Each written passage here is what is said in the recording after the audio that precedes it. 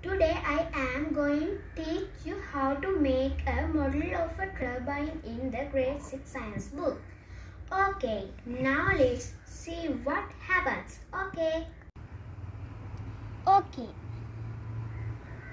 You will need a small plastic bottle, cork stopper, a spoke wire, few yogurt spoons, a cardboard circle and binder gum.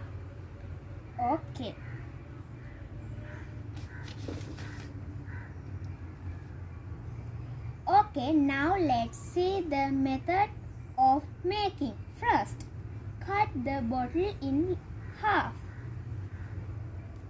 Then, paste the colored circle on the bottom of the bottle. Drill a hole the size of a wire in the middle of the bottom of the bottle.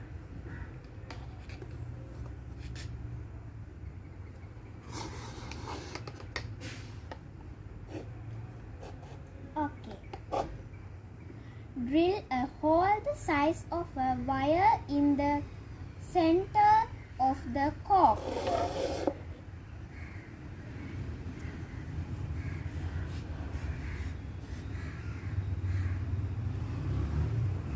Divide the cork into equal parts and cut the yogurt with a knife.